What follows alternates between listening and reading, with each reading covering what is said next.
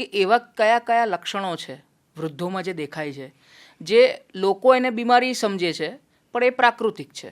સો આપણે થોડાક ડિવાઈડ કરીએ એ વસ્તુને. ધારો કે કોઈ વડીલ આવે અને એ એમ કે મને ચાલું છું ત્યારે થોડાક સેકન્ડ માટે ઊભો થવું, ચાલુ નહીં ઊભો થવું, ત્યારે થોડાક સેકન્ડ માટે ચક્કર આવે છે, હળબડિયા ટાઈપ હળબડિયા ટાઈપ થાય છે. હવે એ તમને કે મને થાય તો એમ થાય કે કદાચ બ્લડ પ્રેશર હશે કે વધી ગયું હશે, રાઈટ. પણ વડીલની અંદર કેમ કે એમના પગની અંદર એવો જીવ નથી, કેટલાક વડીલોમાં જે ચાલી શકવાની તાકાત નથી, ક્ષમતા નથી, એમનામાં બેલેન્સ કરવાની તાકાત નથી એમના બોડીને.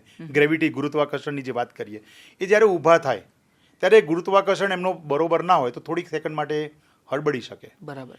એ જ્યારે ઊભા થાય એમના કાનમાં પહેલાંથી તકલીફ હોય, કાનમાં સાંભળવાની તકલીફ થયેલી હોય, તો એ કાન આપણું કેન્દ્ર છે જે આપણને સ્ટેબલ રાખે છે. બરાબર. આપણે ચાલતા ફરતા પડી નથી જતા, આપણે ગોળ ગોળ ફરીએ તો પડી નથી જતા, આપણે ટ્રેનમાં બેઠા હોય તો આપણે ચક્કર ખાઈને પડી નથી જતા. પણ વડીલની અંદર કાનનો પ્રોબ્લેમ ચાલતો હોય તો એ એના માટે એક સામાન્ય સિમ્ટમ થઈ ગયો હોય છે. અચ્છા. પણ તમે અત્યારના જમાનામાં જુઓ તો કોઈ પેશન્ટ આવીને કે મને ચક્કર આવે છે કે હડબડી થાય છે તો સીધું એનું બીપી માપે, એનું MRI થાય.